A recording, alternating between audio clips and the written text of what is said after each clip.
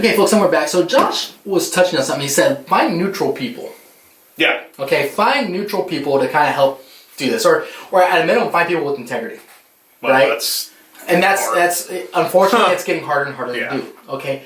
I honestly feel like I can go in there and I don't care who you voted for. As long as your ballot's signed properly, I'll compare signatures, I'll do it, boom, you're getting counted. Okay. Right? Okay, even if I disagree with everything on your ballot, I might like secretly roll my eyes, but your ballot's getting counted. Why? Because I believe in this country, I believe in the Constitution, I believe in the system, okay, and I believe that our right to vote is very, very sacred, and I'm going to protect your right to vote just like I protect my right to vote. Not everyone's like that, right? Again, a lot of it's by any means necessary, right?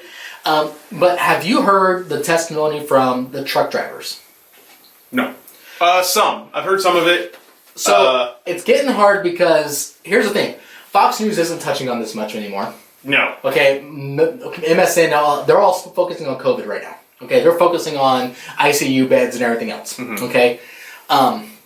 Which, by the way, ICU beds always get full this time of year. Right. Right? COVID is an unnecessary complication, but they always get full this time of year. Well, never mind. Yeah, well, that's it's a whole different show. Anyways, it's interesting about, I wonder if I have this video. So there's these two truck drivers who came out, and both of them told a very similar story. One was from Michigan, one was from Pennsylvania.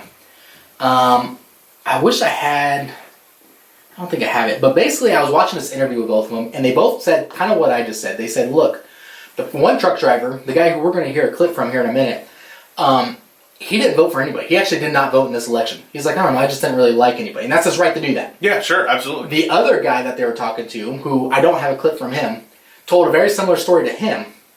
And he said, well, I'm a libertarian. I voted for the third party. So he voted for, so neither one of them was a Trump or Biden supporter, but they both witnessed something that they knew was immoral and incorrect. The remainder of the truck was loaded with complete ballots bounded for Harrisburg. I then drove to Harrisburg with the ballots.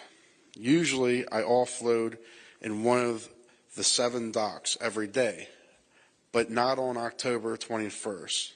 I wasn't allowed to offload. Not that day, all right? Not that day. Instead, I was made to wait for roughly 6 hours in the yard, from 9:15 a.m. to 3 p.m. After waiting 6 hours, I went inside to figure out what's going on. I was told to wait for the transportation supervisor. The supervisor told me to drive to Lancaster without being unloaded in Harrisburg. I then drove to Lancaster, unhooked my trailer in its normal place, and then drove my truck to where I always park it, in a nearby lot. And then I went home. As I arrived at Lancaster's United States Postal Service facility with my tractor, I went to hook up to my trailer. And my trailer was gone. Okay. So his whole trailer is missing, and until today, it's still missing. We don't know what happened to these ballots. Right? They're just gone. Yeah. Okay? Now, there's a lot of speculation there. Okay? But regardless of who the ballots were for, or what people did with them, or anything like that, the fact is they're gone. They're gone. They're unaccounted for. Yeah. Now, these were people's votes. Again, voting is precious, right? That's a precious, sacred right, as far as I'm concerned. People don't have that in other countries, and we very much take it for advantage in this country. Granted. I'm sorry. Thank you. I'm so glad my co-host is a grammar king over here. Anyways, no, you're right. Granted. But yeah, I mean, we take that for granted here in this country, and it's very sacred, and they're gone. And this was the same guy who was like, look, I'm coming forward because, 1, that's wrong. 2, this is our republic. He's like, yeah, I didn't vote this time, but I want to vote next time. I may want to vote for the next guy. I don't know, but I want that right to do it. Okay? And so him and his buddy who's telling the same story from Michigan, I had a truckload of ballots. I got sent there. I was told to go somewhere else. He went someplace else. Boom. And if you watch this whole clip, I had to heavily edit it because it's actually like a 12-minute clip, and I was trying to get it as short as possible. If you watch the whole thing, like the transportation supervisor, he's like, I never talk to that guy. Okay, if he has a problem, because he's a subcontractor, if he has a problem, he calls my boss, and then my boss calls me. Like, there's no direct link there. This guy never comes out and talks to the delivery guys. It's not part of his job. Yeah. You know, and on top of that, to be told, no, you're not offloading, you need to go here, he was trying to get a ticket because that's a whole different load, whole different thing. You know, you get a different ticket so you can bill it differently, you know, stuff like that. And so for him to just be told to go someplace else and not give him a ticket, not give him what he needs, he's like, well, crap. You know, so he goes and drops off his trip, it's gone. Right? But hey, if you listen to the press, no evidence of fraud. That's because they're not looking for it. I mean, look. They don't want to find it. Look, the left spent 4 years trying to say that the 2016 election was messed with, was basically fraudulent.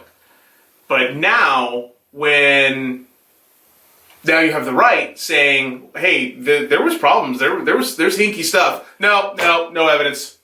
You haven't actually looked for it yet. Yeah, this is my favorite. So the blatant hypocrisy of that. Yeah, this is my favorite hypocritical quote right here, if it will download. Here we go. Come on out. Work, baby. I'm coming out. Not literally, sorry guys. Really? You don't want to come out? No, it's... So you're saying you're not coming out? I'm definitely not. So you're still in the closet?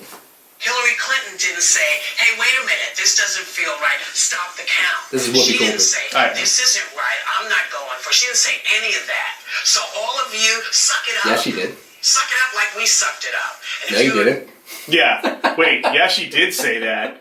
And no, you didn't suck it up. You bitched, moaned, and cried for 4 years. Russia? Does that does that ring a bell? Do you not remember the Russia thing that was still talked about in apparently Russia has, in like October? Apparently, Russia has something to offer a billionaire. Right? It's like, oh yeah. I'm like, what? I mean, what can you possibly offer a billionaire to make him run for office? Clearly, he's not a Russian agent, right? You can't give him more money. You can't give him some deal because he can just get that anyways. But like I said, it's so stupid. And then Hillary, up until October, was saying, "Don't concede, Joe. Don't concede. I concede. That was a mistake." Blah blah blah. You know, and no, they were combined for 4 years, and they're now telling us, "Oh, we should unite. We should suck it up and unite." The best part is we should unite right after Biden called everybody who voted for Trump like a scumbag, or what was it he actually called people? I don't know. He used some kind of derogatory term, and then said we have to unite. Okay, you don't get to spit in my face and then say we should hug it out. If he said that 4 years ago, it'd be more credible. Yeah, okay, but maybe. All right, we need to move on because I do feel better. I finally got all this off my chest. I've been thinking about it for like 3 weeks. Yeah. All right, Florida man. You know what? No, we're not doing Florida. We're not doing Florida. You know what? You know why? Because the entire country is Florida right now. The entire country is Florida. Are they though? God. Because this Florida man was sentenced to 3 months in federal prison for firing off a flare gun from a boat while drunk and prompting a search and rescue mission by a Coast Guard. All right, fine. Okay, I got a story about that. So I was working down... Being drunk and firing off a flare gun? No, being a witness to someone shooting a flare gun. Okay, all right. But I was actually on duty, and I was eating lunch, and there was this area in my jurisdiction where I was working where I could go right down on the water. It was like 2 o'clock in the morning. You know, I could listen to the waves. It was nice, you know. And I'm sitting there eating my lunch. All of a sudden, off in the strait, this flare gun goes off. So I'm like, oh, crap. Someone needs help. Right. So I call it in. The Coast Guard launches this whole mission. Helicopter, the whole shebang. And Coast Guard asked me, like, Deputy, they're on the radio, how long did the flare burn for? Until it hit the water? Like, I don't know how to answer that. And they're like, well, could you... hold your hand up to the horizon and say how many inches or how high the flare was, because I guess you can tell by how far away it was. Right. And I'm like, guys, it was like 400 yards from my position. Like, this isn't a big area. It's not like I'm looking out over open ocean here. But yeah, they're like, so how long did it burn until it hit the water? I don't know. Yeah. A minute, 30 seconds, 40? I don't know, guys. Jeez. Just go find them. It's not a big strait. Crazy. Wait, I already did that one. Oh, this is the other one that's gotten circulated around right now. A Florida man who was shot and wounded a St. Petersburg cop during a shootout Wednesday was killed when he was hit by 38 rounds. Now, this is not intended to be a funny story. Okay. But he did start shooting at the cops. He did strike one of the cops. I think he got about 4 rounds off before they started firing him back. But people always ask, they're like, well, why'd they have to shoot him 38 times?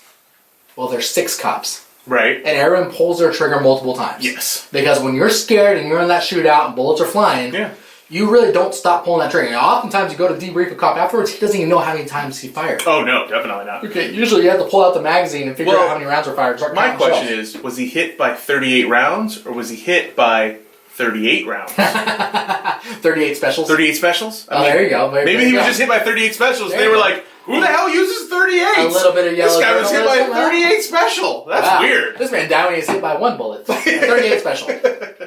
Not 38 bullets. Not 38 bullets, but it was 30. It was Miscommunication. we forgot to put the A. He died when he was hit by a 38 That correction bullet. in the paper will be on page 15 where nobody Right, looks. nobody ever looks. Oh, jeez. Yeah. So anyways. Well, that's the same principle as the he only had a knife. I mean, you know, when somebody's threatening your life, you're not thinking rationally at that point. He only tried to hit him with the car. Oh my god. Jeez.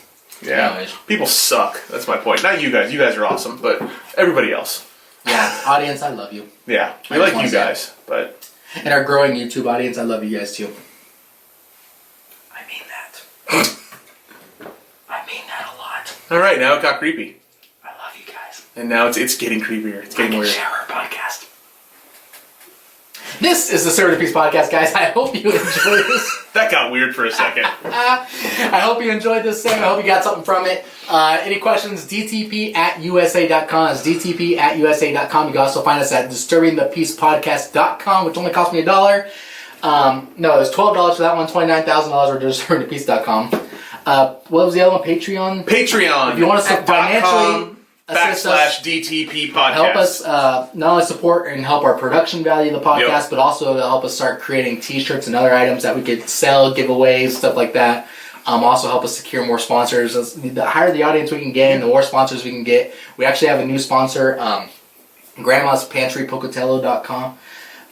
These are jellies and jams. My buddy makes custom. Oh, yeah. You told me about this. He actually sent me, this is how great of a business these guys are. So he actually sent me a box. Okay, he wanted to start sponsoring the podcast. I made a commercial for him.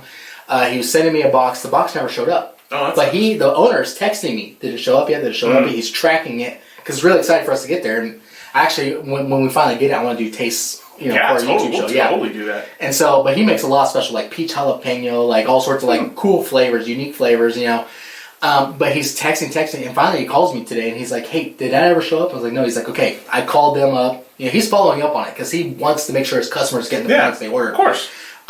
He's like, "I called them. They lost the package. I don't know if it's going to show up or not, but I'm going to go ahead and send you a new one." I'm like, "What was Nice. I was like, "Well, was the other one insured? Like, do you want me to pay for it? Because I want to support small businesses, Absolutely. So I'm like, if you need me to pay for another shit, I'll be happy to do Yeah. so." He's like, "No." He's like, "It was insured. It's fine." Smart. And so he's like, "That's not a problem. I'll go ahead and send you guys a new package. I'll throw in a couple others as well."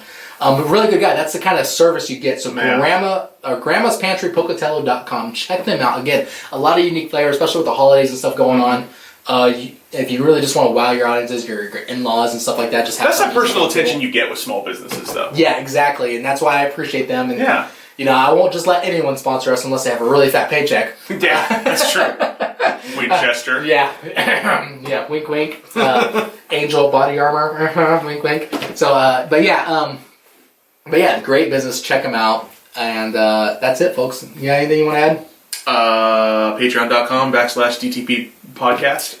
Thin Blue Line. Blue Line Brewing Company, Rancho Cordova. Support. Yeah, check them They're out awesome. too. If you're in Northern California, by all means, try and give them some business. Meet a podcaster, because I'll be there Friday nights probably. Oh, that's right. We're also motivational speakers. Yeah, absolutely. So if you need someone to come speak at your event, I'll be happy to tell you exactly what I think about everything. Right?